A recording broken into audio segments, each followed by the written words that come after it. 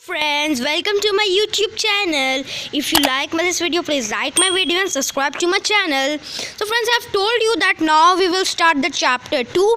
We have completed the chapter 1 and the chapter 2 is plants. So let's start. In class 3, we learned a little bit about plants. हम class 3 में हमारा इससे पहले वाला जो class था उसमें हम थोड़ा बहुत पढ़े थे प्लांट्स के बारे में. Let us revise the same by completing the following statement. अब हम वैसा ही पढ़ते हैं इन स्टेटमेंट्स को कंप्लीट करके, फिल इन द ब्लैंक्स को कंप्लीट करके. A dash fixes a plant in the soil. अब कौन सा प्लांट है जो कौन सा पार्ट है प्लांट का जो कि उसे फिक्स करता है सॉइल में यानी कि जड़ में. So the right answer is root. Root help करता है प्लांट को जड़ में फिक्स होने में और वो वाटर मिनरल को भी एब्जॉर्ब करता है मेंट from the main crop. B dash supports the plant and keep it upright. अब कौन सा पार्ट है प्लांट का जो उसे सीधा खड़ा होने में हेल्प करता है और उसे सपोर्ट करता है. तो राइट आंसर है स्टेम. स्टेम वो पार्ट है प्लांट का जो कि सपोर्ट करता है प्लांट को और प्लांट को एकदम सीधा रखता है. C leaf has dash in it to prepare food and to give it its green colour. अब प्लांट में आप देखते होंगे कि ग्रीन कलर होता है. प्लांट खुद से फूड को प्रिपेयर करता है. तो क्वेश्चन पूछ रहा है कि लीफ के पास क्या होता है फूड को बनाने के लिए और उसको ग्रीन कलर देने के लिए. सो the right answer is chlorophyll. So many students confuse in the spelling of chlorophyll, so I'm telling you the spelling of chlorophyll. You listen carefully. CHLOROPHYLL. So you can see in the book also. Okay, the question number D. Fruits have dash in them which germinate to form plants. अब fruits में क्या होता है जो उन लोग को उगने में हेल्प करता है, जर्मिनेट करने में हेल्प करता है प्लांट्स से. तो अब यहाँ पे सीड्स दिया हुआ है, लेकिन जिनके पास जैसे कि बनाना उनके पास सीड्स नहीं होते हैं तो वो अपने स्टेम के थ्रू जर्मिनेट करते हैं. और जिनके पास सीड्स होते हैं वो अपने जिन फ्रूट्स के पास सीड होते हैं वो अपने सीड्स से जर्मिनेट करते हैं, ग्रो करते हैं. We know that the plant has different parts like root, stem, branches, leaves, flowers and fruits. Now he has given कि हम लोग जानते हैं कि प्लांट्स के पास डिफरेंट पार्ट्स होते हैं. प्लांट्स के पास कितने तरह के पार्ट्स होते हैं? 7 तरह के.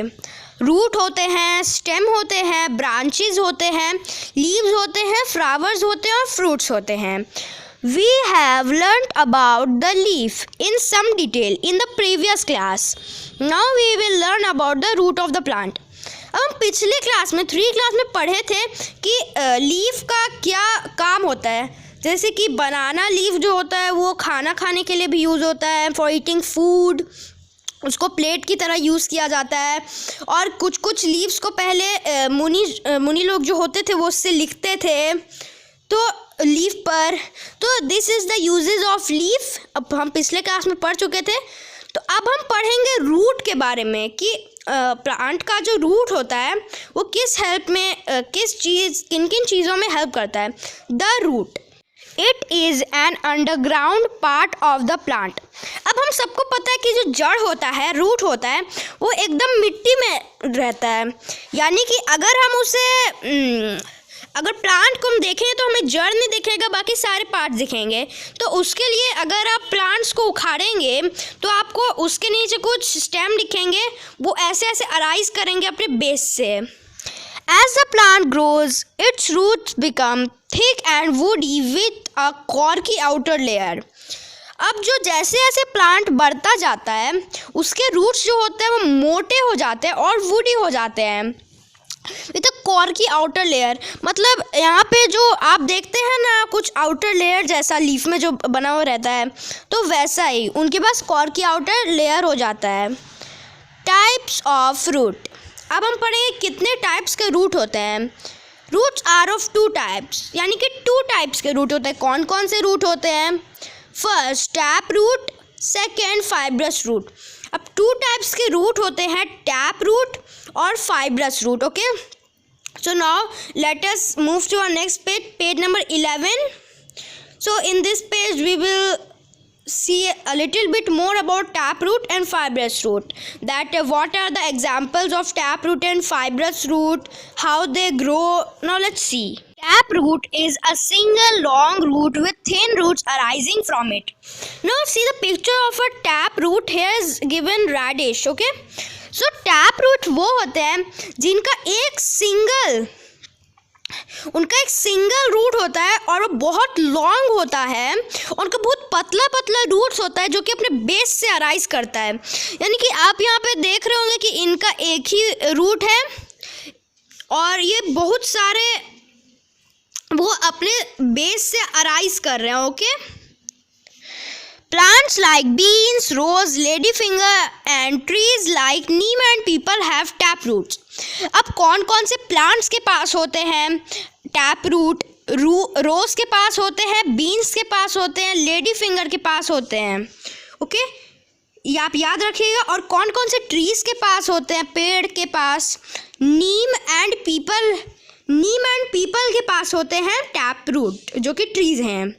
Now let us read about fibrous root. Fibrous root are those in which many roots arise from the base of the stem. You can see the picture of the fibrous root. इसमें कितने सारे stem जो है वो arise कर रहे हैं base से. You can see in this taproot picture here, just one root is arising from the base of the stem, and see here is many roots arising from the base of the stem. A fibrous root tends to taper downwards.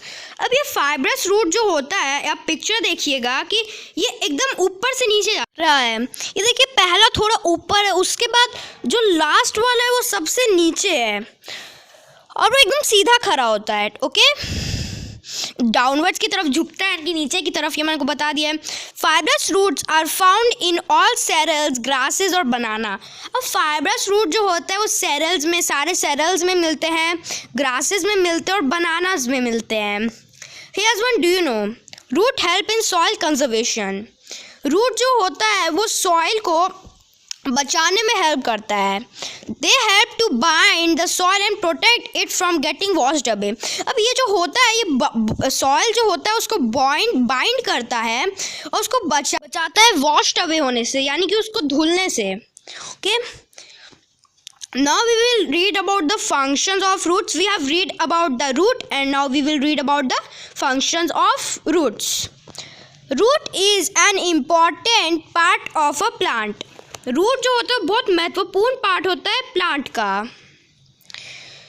It helps the plant to absorb water and minerals from the soil. अब root जो होता है वो help करता है water and minerals को absorb करने में सॉइल से.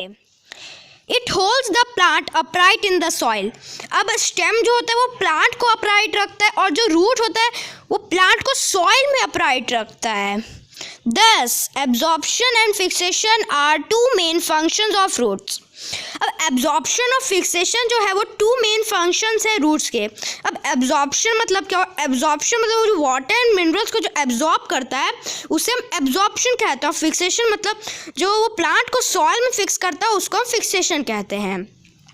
In some plants, roots perform a few special functions. अब किसी किसी प्लांट में जो होता है कि रूट कुछ स्पेशल फंक्शंस परफॉर्म करता है. Now let's see in which plants they perform a special function. Plants like radish, carrot and beetroot have thick roots which store food for the plant.